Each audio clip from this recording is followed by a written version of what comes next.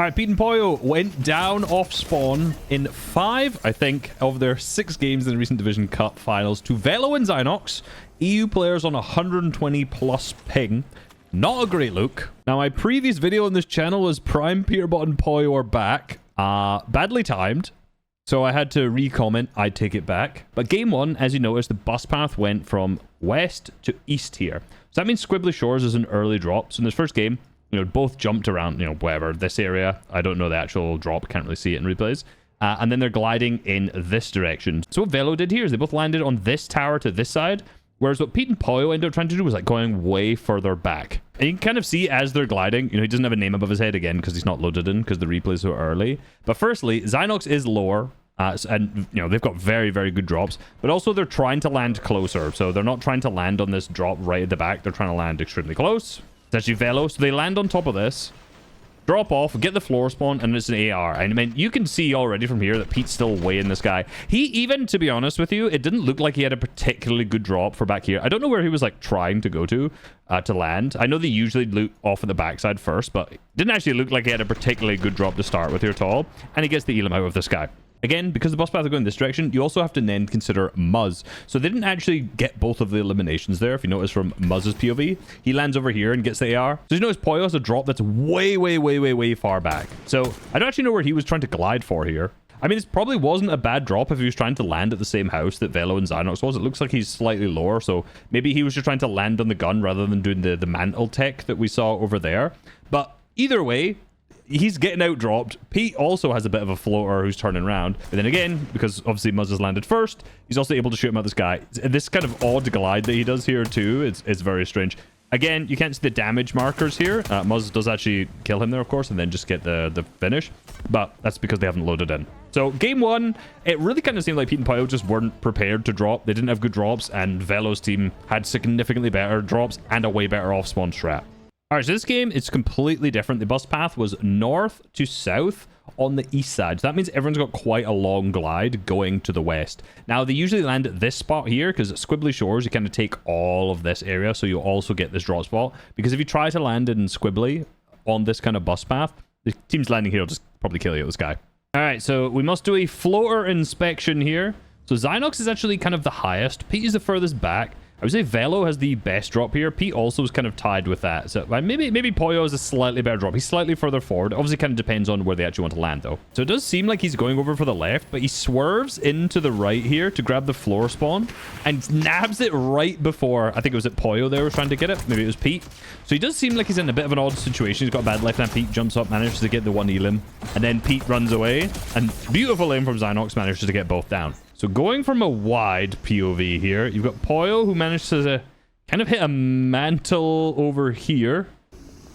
Pete goes real low and then slides. So I'll be honest, the drops from Pete and Pollo here, not great. I mean, maybe I guess he's aiming for this floor spawn. I actually don't know the floor spawns of this, so either way. For Pete, landing super low and then going for like a slide here to go and try and grab this floor spawn. But that's the one that Zynox ended up flying in for, where he manages to grab that. The way that they've landed here also then gives them kind of control of this building. See, Velo went for this chest over here, and then Zynox covered this side. So they've kind of got this building cut off here where they can run in from either side and get a pinch, right? So if one person kind of misses the gun, they can come through, get a floor spawn, wherever it may be. That's not how they actually ended up playing it, but it seems like, they're controlling over this.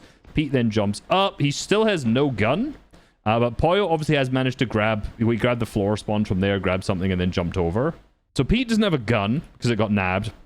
Pollo has a pump only. He shot down weak. Nice edit, but look at this hug. That's a beautiful hug from Velo. And then he misses, of course, unfortunately. He's getting 1v2'd. A nice other shot to hit the 86. But of course, it's just over at this point.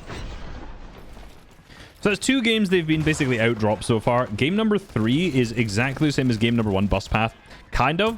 However, this means they're not going to be able to get shot by Muzz out this guy, just based on his buffs. Because the previous one was like down here, which means Muzz lands first.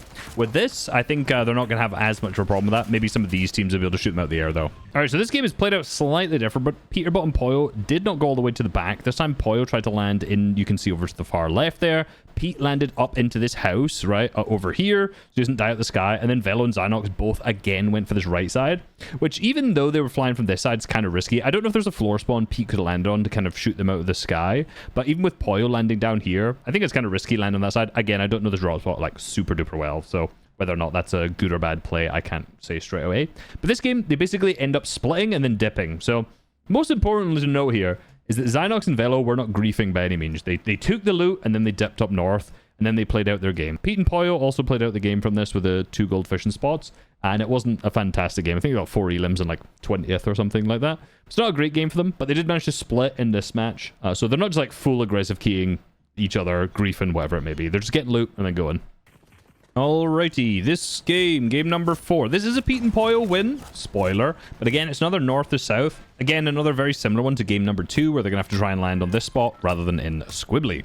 Alright, this game, they do get severely outdropped. So it looks like you can tell that Zynox is kind of heading for the same way that they did in game 2, right? They have this in mind.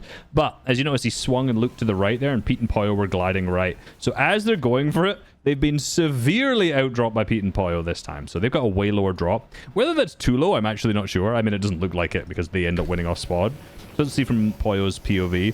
So it doesn't look actually like he's almost too low, but they slide, grab the chest first, and he gets an AR right off the rip, and Velo goes down. Obviously, he's getting 2v1'd off spawn because another player shooting him at this guy. So not ideal drops this time. Good job spending the time to make sure they get their shield barrels up. Full piece, accidental pickaxe, and then a kill. So again, game number 4, I mean, every game basically so far has just come down to drops. Like, Pete and Pollo had good drops here. Maybe potentially a little risky too low, because if that one chest doesn't spawn, I think both of them kind of get nothing. I don't know what the strat is again. I'm not 100% looked into it yet. However, at the same time, you know, Zynox's drops were a little too high, so they had to swerve and then ended up dying.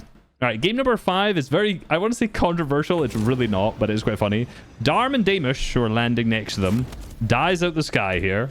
And you see Damush does not revive him straight away, I must add. Goes to third party here. And everyone's like, oh my god, he's teaming. He didn't shoot Velo. There's no way. Why would he do this? He's just griefing Peterbot. He gets, you know, not the knock here. Velo gets the knock before reviving his boy Darm. You can see from Velo's POV, that kind of allows him to get the elim, right? He manages to get this floor spawn, hide behind here. Pete jumps out, and he's playing like a nice, I was going to say nice round. Pete is kind of just jumping, playing the peek here. And now, because Peterbot is being shot by Damush on the right there, he jumps out and allows Velo to get the kill. And I guess the theory here is that, oh, Pete would have won 100% if he wasn't third-partied. Gets the elim, which gives him the pump then. And obviously the siphon match, which is obviously very important too. Pollo jumps on top. Hits the accidental mantle, which is not ideal. And then Velo manages to get both elims. So what's funny about this is that everyone's like, man, why is Damush teaming with Velo? Firstly, you can see that he looked at him. Like, do you really think that anyone can see the skins from this distance? I mean, maybe they can. I can't. My eyes don't work that far. Gets the elim onto Peterbot. I don't know if he's on normal mode or whatever. And everyone's like, oh, there's obviously teaming. These guys are both EU.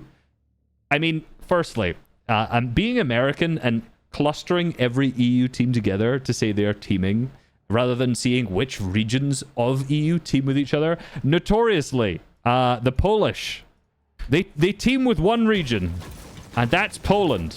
I don't think they care about Belgium and UK. Let's be honest here.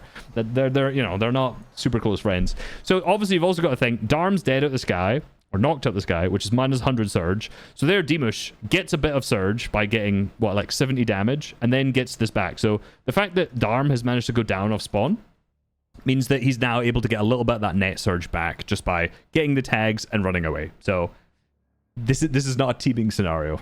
I also saw people say this doesn't count for the scoreboard because they got third-partied, as if Velo didn't get third-partied in the previous game where they had to swerve all the way down to Squibbly. That doesn't matter in the off-spawns, let's be real. In the final game, they kind of just dip.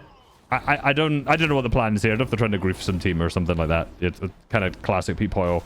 They kind of just run to the complete opposite side of the map. So obviously that means Zynox and Velo are the best team ever. Obviously this means Pete and Pollo are the worst team ever. They got slapped around by an EU team who's never made grands. They didn't drop 17 eliminations in the one game bit off spawn by any means. They definitely didn't go insane. It very much so seems like Pete and Pollo were not practiced off spawn that well.